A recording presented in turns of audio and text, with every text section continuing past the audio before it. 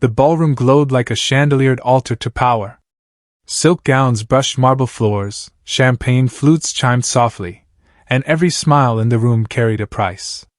This was not a charity gala so much as a performance of dominance, and at its center stood the Korean Mafia boss's wife, immaculate, composed, untouchable. She moved with the confidence of someone who had never been told no and never expected consequences. Along the edges of the room, servers drifted like shadows. Among them was a black waitress in a plain uniform, eyes lowered, voice quiet, presence carefully minimized. She was invisible by design. Then came the mistake. A fraction of a second too slow. A glass tilted. A drop of red wine kissed white silk. The wife didn't raise her voice. She smiled. And with that smile, she began to humiliate the waitress, slowly, publicly, deliberately, turning correction into theater, cruelty into entertainment. Guests leaned in, sensing tension, but certain of the ending. The room believed they were about to witness a lesson in obedience. No one realized they were about to witness a reckoning. If you're ready for a story about power, dignity, forbidden love, and the sweetest revenge you've ever witnessed, then you're in the right place. Hit that subscribe button and turn on notifications because this channel brings you the most addictive romance stories you won't find anywhere else. Drop a fire in the comments if you're team revenge. And let's get into this story. The silence that followed the wife's smile was thick, expectant. Conversations nearby softened, then stopped altogether. Eyes turned, not out of concern, but curiosity. This was how things worked here. Power was entertainment, and humiliation was a spectator sport. The waitress stood still, her posture straight, shoulders relaxed, hands folded neatly at her waist. Her name was Naomi, though no one in this room knew it, and no one had bothered to ask. She had learned long ago that names invited attachment, and attachment invited questions. Questions were dangerous. So she worked quietly, efficiently, drifting between tables like a controlled breath. Naomi worked 3 jobs. Morning shifts at a diner near the freeway. Afternoons cleaning offices after the executives went home. Nights like this, private events where wealth wore perfume and cruelty wore silk. She never stayed in one place too long. She paid in cash. She kept her head down. She disappeared when people started to notice. The boss's wife noticed everything. "Do you know?" the woman said gently, examining the faint stain on her dress as if it were a curious insect. "How much this gown costs?" Naomi's eyes remained lowered. "I'm very sorry, ma'am. I'll have it taken care of immediately." Her voice was calm. Neutral. No tremor. That alone drew attention. The wife tilted her head, studying her. Not as a person, but as an object that had malfunctioned. "Taken care of?" she repeated softly. "You think this can be taken care of?" A few people laughed, uncertainly. Others watched in silence, already calculating which side of the room they should be standing on when this was over. The woman stepped closer. Too close. Invading space deliberately. Naomi didn't move back. That was the second thing people noticed. Most servers shrank. Most apologized again. Naomi didn't. She stood exactly where she was, eyes still lowered, breathing slow and even. Her hands hadn't clenched. Her shoulders hadn't tensed. Her weight was balanced, evenly distributed across both feet, as if she were standing on solid ground instead of a polished marble floor slick with status. The wife circled her slowly. "You know," she said, addressing the room now, "people like this never learn unless you teach them. They grow careless. Sloppy. They forget their place." She stopped directly in front of Naomi. Lifted one manicured finger. Tipped Naomi's chin upward. It was meant to be degrading. What she saw instead gave her pause. Naomi's eyes were dark and steady. Not defiant. Not fearful. Simply present. Watching. For just a fraction of a second, something flickered across the wife's expression, confusion, maybe. Then it hardened into irritation. "Look at me when I'm speaking to you," she said. "I am," Naomi replied quietly. A ripple moved through the crowd. The response wasn't loud. It wasn't rude. But it was wrong. People like Naomi didn't meet her gaze. They didn't answer so plainly. They didn't sound centered. The wife smiled again, but this one was thinner. Sharper. How long have you been doing this? She asked. Working? Naomi said. Most of my life. Clearly, the woman replied. And yet still so clumsy. She gestured, and one of the organizers hurried forward, apologizing profusely on Naomi's behalf, offering replacements, dry cleaning, compensation. The wife waved him away without looking. No, she said. This isn't about the dress. This is about discipline. The words settled heavily. Naomi felt the room tighten around her. She could sense it the way she sensed weather changes, pressure shifting, eyes narrowing, bodies leaning in. She'd felt this before. In different rooms. Different countries. Different languages. The ritual was always the same. The wife reached out and plucked the tray from Naomi's hands. She examined it, then let it tilt just enough for a glass to slide and shatter on the floor. The sound cracked through the ballroom. A deliberate mirroring. Oh dear, the wife said. How careless. Laughter followed. Louder this time. Safer laughter. Permission had been granted. Naomi's jaw tightened, barely. Clean it up, the wife said, stepping back. On your knees. There it was. The line. Naomi lowered herself smoothly, gathering the broken glass with careful fingers. She moved with precision, unhurried, as if time were something she owned rather than something being taken from her. Someone nearby whispered that she was being surprisingly calm. Another said she must be terrified. Neither was true. The wife watched her, unsatisfied. Humiliation, she found, was only satisfying when it broke something. Naomi wasn't breaking. Stand up, she said suddenly. Naomi rose. You know, the wife continued, her voice carrying now. My husband believes in structure. In hierarchy. He says society only works when everyone understands where they belong. She gestured to the room. To the chandeliers. To the men watching silently from the edges, their expressions unreadable. I think he's right, she said. But I also think some people need practical lessons. She paused, letting the implication bloom. Naomi felt it then. The shift. The moment when this stopped being about wine or disrespect and became something else entirely. A performance. I used to box, the wife said lightly, as if discussing a hobby. Nothing serious. Charity matches. Self-defense seminars. But I hate bullies. Don't you? A murmur rippled through the guests. She smiled at Naomi. Why don't we turn this little embarrassment into something useful? A demonstration. For everyone. Naomi met her eyes fully now. A demonstration of what? She asked. The wife's smile widened. Discipline, she said. Control. A reminder of where power lives. She extended her hand toward the open space at the center of the ballroom. Just a friendly challenge, she added sweetly. For sport. The room leaned forward as one. Naomi didn't answer right away. She looked at the floor. At the broken glass already cleaned away. At the faces watching her, hungry and certain. Then she lifted her gaze. And the silence deepened. The wife's hand remained extended toward the open space, palm up, an invitation wrapped in velvet and threat. For a moment, no one moved. The band near the stage faltered into an awkward silence. Glasses hovered halfway to lips. Every instinct in the room screamed that this was no longer polite theater. It was turning into something volatile. A demonstration, the wife repeated, filling the quiet with her voice. Nothing barbaric. I'm not an animal. A ripple of laughter followed, quick and obedient.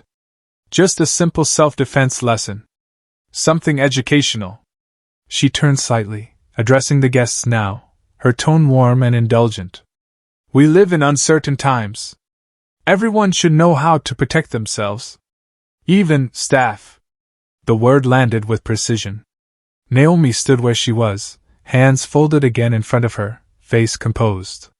From the outside, she looked exactly as she had moments earlier, another server caught in the gears of someone else's boredom. But beneath the uniform, her body had already adjusted. Her breathing slowed. Her center of gravity dropped a fraction. Muscles that had been dormant all evening woke without tension, without rush. The wife noticed none of it. "Don't worry," she said, lowering her voice as if offering comfort. "I won't hurt you. This is about guidance. You'll learn something. And everyone else will enjoy the show." A man near the back shifted uncomfortably. Someone whispered that this was going too far. Someone else murmured that the waitress could refuse. They all knew she wouldn't. Naomi was aware of the weight of that assumption. It pressed in from every direction, the certainty that she would comply, that she would submit, that she would be grateful for mercy. She had seen this look on faces before. In locker rooms. In underground gyms. In places where people mistook stillness for weakness. The wife gestured again, sharper this time. "Come! We don't have all night." Naomi stepped forward. The movement was small, but it drew a collective inhale from the crowd. The wife's smile flickered, pleased. She turned to one of the event coordinators. "Clear the center. Just a bit of space." Chairs scraped softly against marble as people complied. The circle that formed was imperfect at first, loose and uneven, but it tightened quickly as curiosity overrode decorum. Someone near the front lifted a phone. Then another. Screens bloomed like small, glowing eyes. Naomi stood at the edge of the cleared space, the light from the chandeliers catching the faint sheen of sweat at her temples, not from fear, but from awareness. She took in the room without turning her head. Distances. Obstacles. Sight lines. The exits. The wife slipped off her heels and handed them to an assistant. She rolled her shoulders once, theatrically, the way people did when they wanted to be seen preparing. Her dress hugged her frame perfectly, tailored not just for beauty but for control. She had done this before. Not in places like this, perhaps, but enough to believe in her own narrative. "This will be simple," she said, stepping into the open space. "You'll try to touch me. I'll show you why that's a bad idea." A chuckle moved through the crowd. Nervous now. Excited. Naomi remained still. "Are you listening?" the wife asked. "Yes," Naomi said. Her voice carried farther than expected. "Calm. Even." The wife raised an eyebrow. "Good. Then you understand this is for your benefit. And mine." Naomi hesitated just long enough to feel deliberate. "And if I don't want to?" she asked. The wife laughed. A bright, musical sound. "Oh, sweetheart. That was never an option." A few guests laughed with her. Others didn't. Naomi nodded slowly, as if accepting that answer. Then she lifted her eyes, not to the wife, but to the ring of faces around them. She met gazes briefly, one by one. Most looked away. A few stared back, intrigued. "And if I win?" Naomi asked. The question slipped into the room like a blade. The wife blinked once, genuinely surprised. Then she laughed again, louder this time. "You," she said. "Win what exactly?" Naomi's gaze returned to her. "The demonstration." A hush followed. Even the phones seemed to pause, their owners suddenly aware they were recording something they didn't fully understand. The wife stepped closer, her smile widening into something indulgent and cruel. "That's adorable," she said. "You think this is a competition?" She leaned in, lowering her voice so only Naomi could hear. "This is about reminding you where you stand." Then she straightened and addressed the room. "If she wins," she said lightly, "I'll donate $50,000 to the charity tonight. In her name." Polite applause followed. The amount was nothing to her. A rounding error. "And if I win," she continued, eyes never leaving Naomi, "she apologizes properly. Publicly. And remembers this moment every time she carries a tray."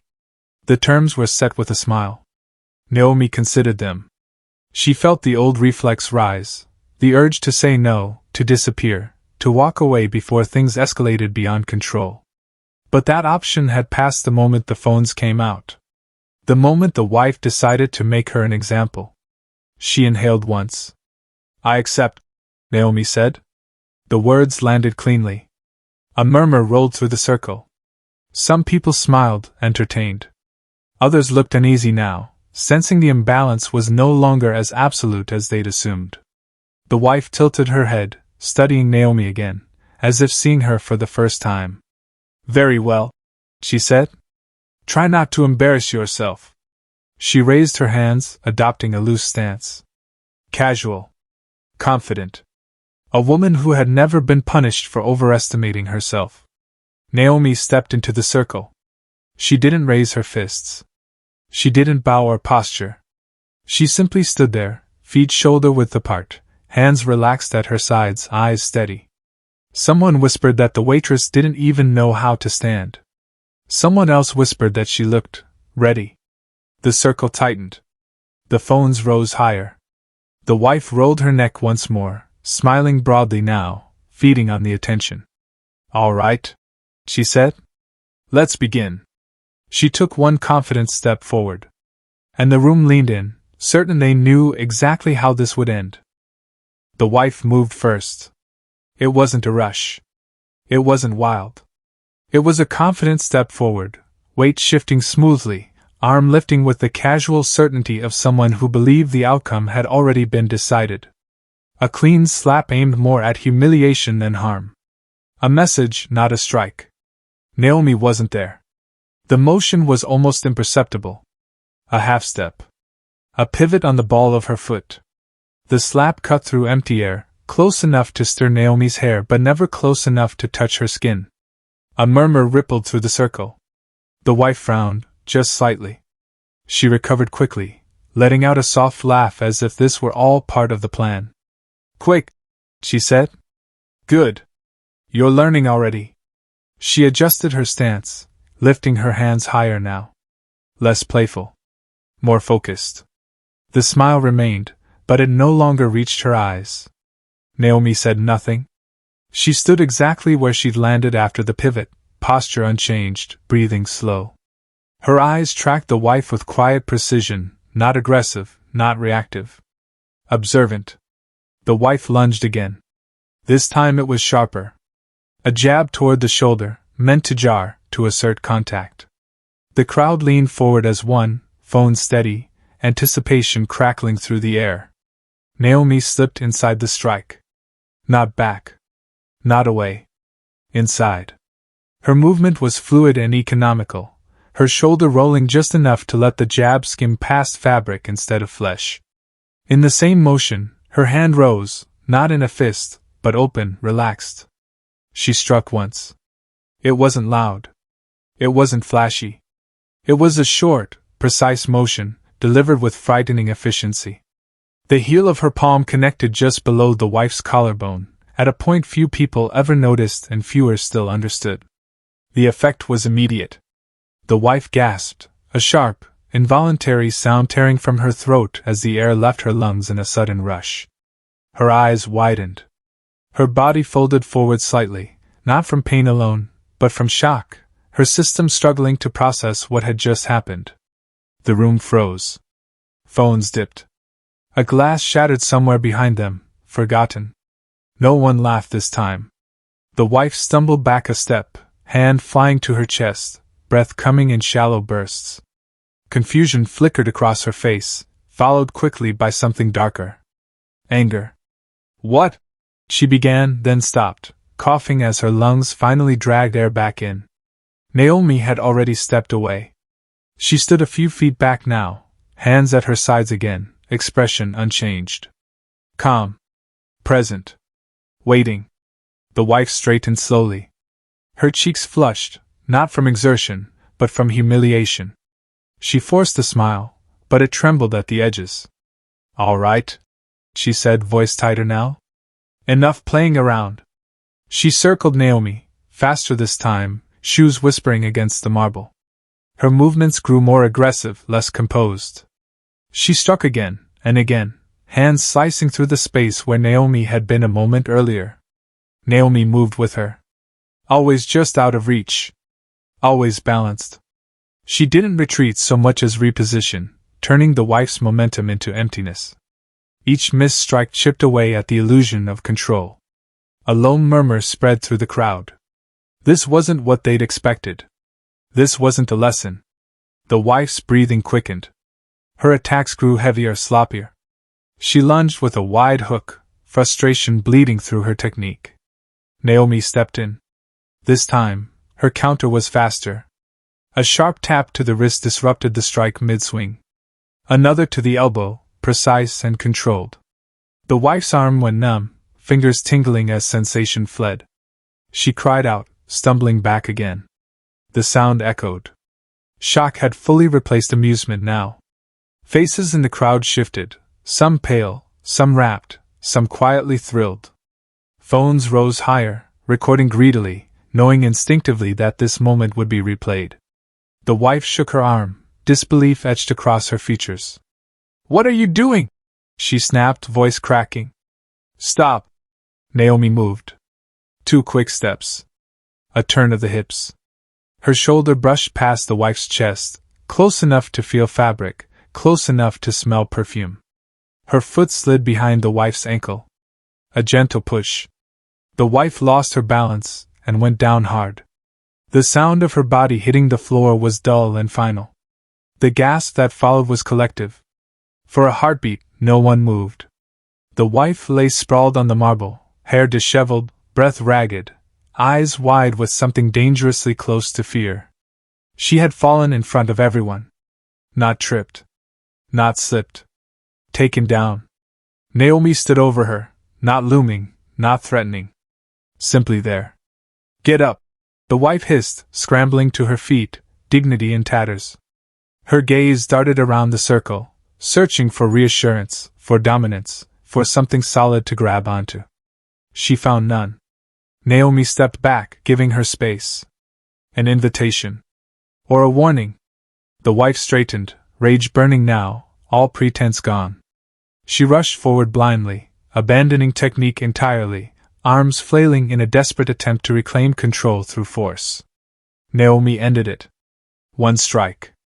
A short, snapping motion. Knuckles connecting with a nerve point just beneath the jaw. Not enough to break bone. Not enough to knock her out. Enough.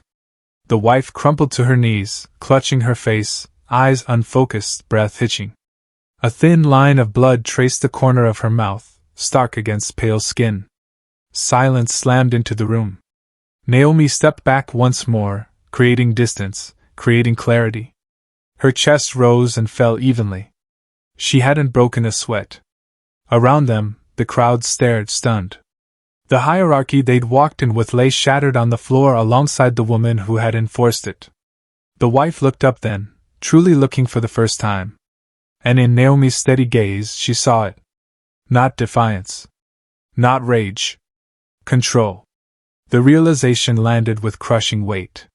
This wasn't a game. No one applauded. The silence that followed was not shock alone, it was recalibration. An entire room of powerful people was quietly rewriting its understanding of what it had just witnessed. This was not a servant overstepping. This was not a lucky strike. This was something else. Something precise. Something practiced. The wife remained on her knees, one hand pressed to her jaw, the other braced against the marble. Her breathing was uneven now, sharp pulls of air that betrayed panic she could no longer hide. The elegance she had curated all evening lay in pieces around her like shattered glass. Naomi took a step back. Not in retreat. In closure. She turned and walked away from the circle without a word. That, more than the fight itself, broke the spell. Whispers erupted instantly. Low at first, then frantic. Phones buzzed as clips were replayed, slowed down, analyzed. Someone laughed nervously. Someone else swore under their breath. The band didn't resume. No one knew how. The wife was helped to her feet by 2 attendants, her face pale, eyes burning with a humiliation far more painful than the strike. She didn't look at Naomi again. She couldn't. The damage had already been done. Naomi retrieved her tray from where it had been set aside, straightened her uniform, and resumed moving through the room as if nothing had happened. That unsettled people more than anything else. By the time the gala ended, the story had already begun to mutate. Some said the waitress had trained professionally. Others swore she'd been military. A few insisted it was staged.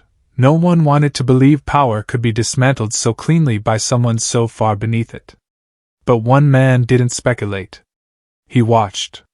From the balcony above the ballroom, the Mafia boss had not moved once during the entire exchange. He hadn't intervened. He hadn't raised his voice. He hadn't even leaned forward. He had simply observed. He replayed the moment of the first strike in his mind, not the impact, but the setup. The balance. The timing. The restraint. This wasn't street violence. This wasn't rage. This was discipline.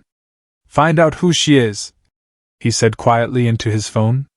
By morning, the waitress's life was no longer her own. Naomi woke before dawn in her small apartment, the city still half asleep beyond her window.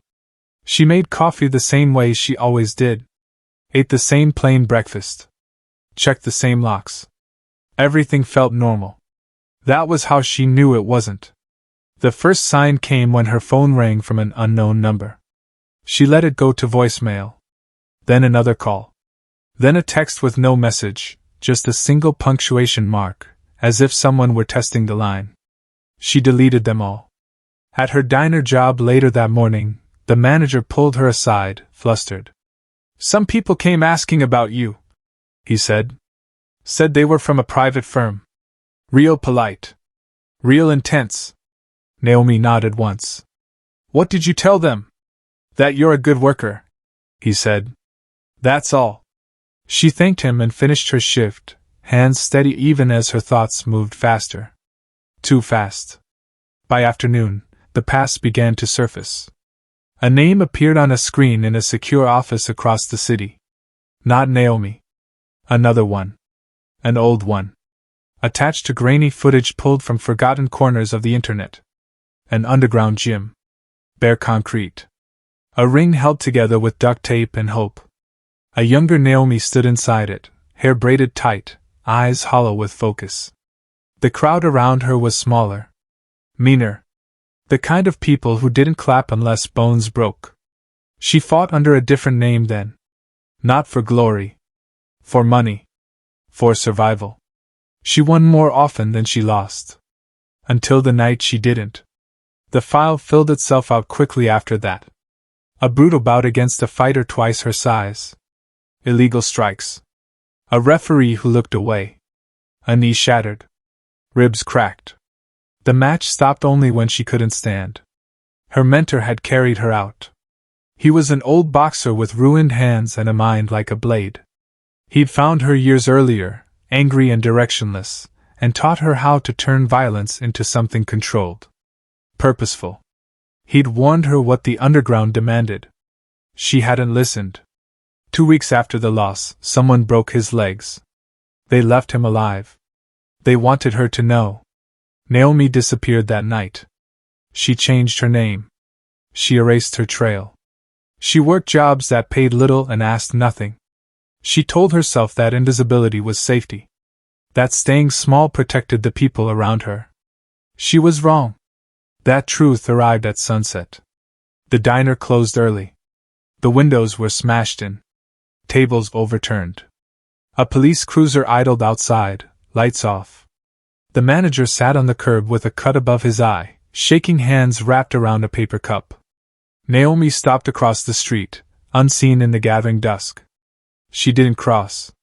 She didn't need to. She already understood the message. Her phone buzzed. This time, she answered. "You made quite an impression," a man said calmly. "My wife has never lost a demonstration before." Naomi closed her eyes. "I didn't touch her again after she went down," she said. A pause. "That," the voice replied, "is why I'm calling." She could hear it now, the interest beneath the words. Not anger. Not vengeance. Assessment. "You embarrassed her," he continued. "Publicly. That creates problems. People talk. Then stop them, Naomi said. Another pause. A faint smile in his voice now. I can stop many things. But curiosity is expensive. She leaned against the brick wall behind her, the sounds of the city pressing in. What do you want? To talk, he said. And to make you an offer. I'm not interested. That, he replied, is unfortunate. Because others already are. He hung up. Naomi stood there long after the call ended, watching officers help her manager to his feet. She saw fear in his eyes, not of the men who'd done this, but of why they had. It wasn't subtle anymore. Hiding had failed. That night, another call came. Then another. Then a message slid under her door, no words, just an address. She packed a bag she'd hoped never to open again. As she zipped it closed, her hands finally trembled, not from fear of what was coming, but from the certainty of it.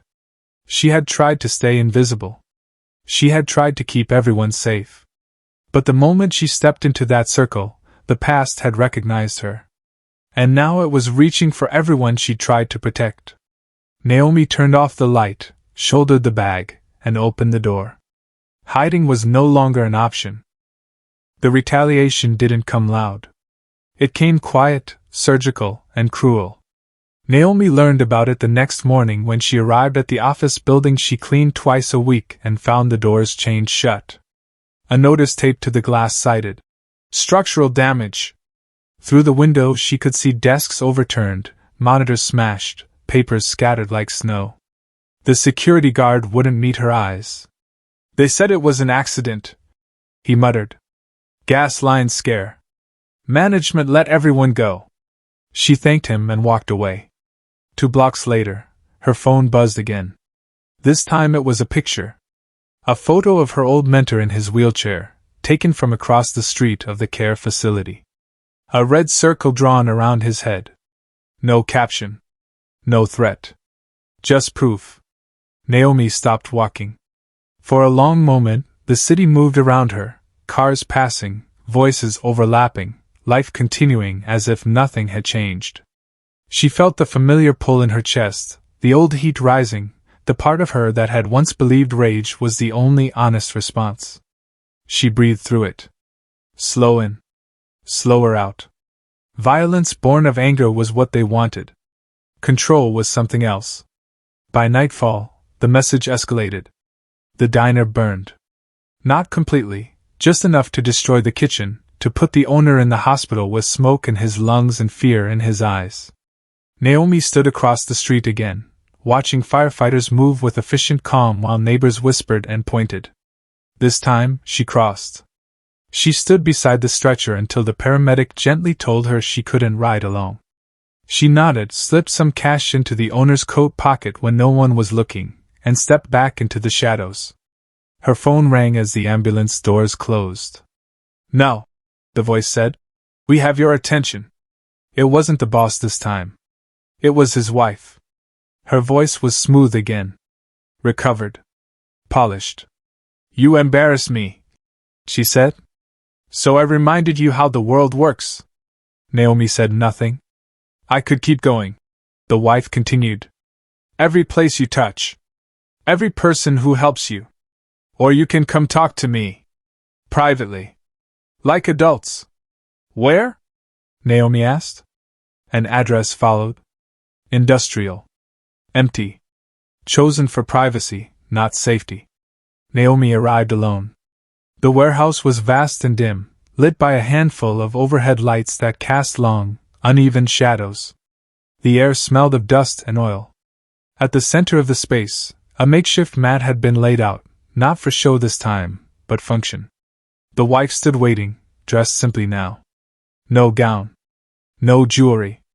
Her jaw still carried a faint bruise beneath carefully applied makeup. "You came," she said. "You hurt people who had nothing to do with this," Naomi replied. The wife shrugged. "That's how leverage works." Naomi set her bag down slowly. Removed her jacket. Folded it neatly and placed it aside. "I told myself," she said. That if I stayed small, no one else would get hurt. The wife laughed softly. That was naive. Yes, Naomi agreed. It was. They faced each other across the mat. This isn't about humiliation anymore, the wife said, raising her hands. This is about ending a problem. Naomi lifted her gaze. No, she said. This is about whether you can stop. The wife attacked without warning. This time there was no pretense of teaching. No audience to impress. Just aggression, fast, angry, and careless. She charged forward, throwing her weight into the first strike, then the second, then the third. Naomi absorbed none of it. She moved with intention now, no longer holding back for spectacle. Her steps were decisive, her counters clean.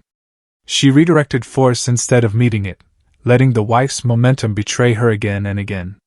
A strike to the wrist. A sweep of the leg. A sharp elbow to the ribs, not crushing, but instructive. The wife cried out, fury replacing fear.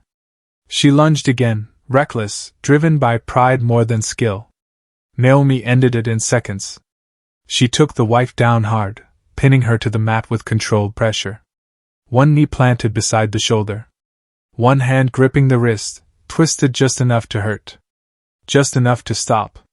The wife struggled, breath ragged, eyes wild. Finish it, she spat. That's what you are, isn't it? Naomi leaned in, close enough for the words to land heavy. No, she said quietly. That's what you are. She shifted her grip, increasing the pressure.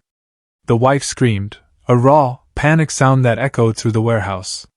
Naomi could break her arm. Dislocate the shoulder. Do far worse. She knew exactly how. The knowledge sat there, solid and tempting. She saw flashes of the past, of her mentor on the floor, of broken bones and unpaid debts, of nights spent running because violence had always demanded more. She released the pressure. The wife collapsed, gasping, clutching her arm. Naomi stood. This ends now, she said. You stop. You pull back everyone you sent. You make repairs. You leave the people around me alone. And if I don't? The wife whispered. Naomi looked down at her. Not with hatred. With clarity. Then I won't come alone next time, she said. And I won't stop where I did tonight. She turned away. Behind her, the wife lay trembling, not from pain, but from the understanding that cruelty had finally met its limit. Naomi picked up her jacket. Slung her bag over her shoulder. At the door, she paused. I didn't destroy you, she said without looking back. Remember that. I chose not to. She stepped out into the night. For the first time in years, the weight in her chest eased, not because the world was safe, but because she had reclaimed the right to decide who she would be inside it. She had won. Not by dominance, but by refusing to become what had once broken her. The fallout was quiet. There were no public statements. No apologies. No scandals splashed across headlines. In that world, consequences rarely announced themselves. They simply appeared, subtle, final, irreversible. The boss's wife stopped hosting events. At first, people whispered excuses on her behalf. Health issues. Travel. A need for privacy. But invitations went unanswered. Calls weren't returned. Her name, once spoken carefully and with deference, began to lose its weight. Seats at tables shifted. Conversations moved on without her. Power, Naomi had learned, was like oxygen. You only noticed it when it was gone. The gala circuit adjusted quickly. A new patron appeared at the same charities. A new benefactor filled the silence she left behind. The Mafia boss himself began attending alone, rarely, selectively, always watching more than speaking. He was polite, measured, and unmistakably in control. When he finally asked to meet Naomi again, it wasn't a summons. It was a request.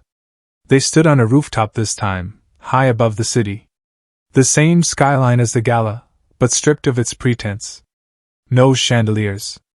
No orchestra. Just wind, concrete, and the low hum of life moving far below. You could have killed her, he said, not accusing. Simply stating a fact. Naomi rested her hands on the railing, gaze steady on the horizon. Yes. But you didn't. No. He studied her then, really studied her, the way one evaluated something rare and dangerous. That choice, he said slowly, is why you're still standing. Naomi turned to him. I didn't do it for you. I know, he replied. A pause. That's why I respect it. Their alliance shifted quietly after that. Not ownership. Not control. An understanding. He ensured the damage was undone, repairs paid for, threats withdrawn, shadows pulled back. The care facility housing Naomi's mentor received an anonymous donation large enough to guarantee comfort for the rest of his life. Naomi didn't thank him. She didn't need to.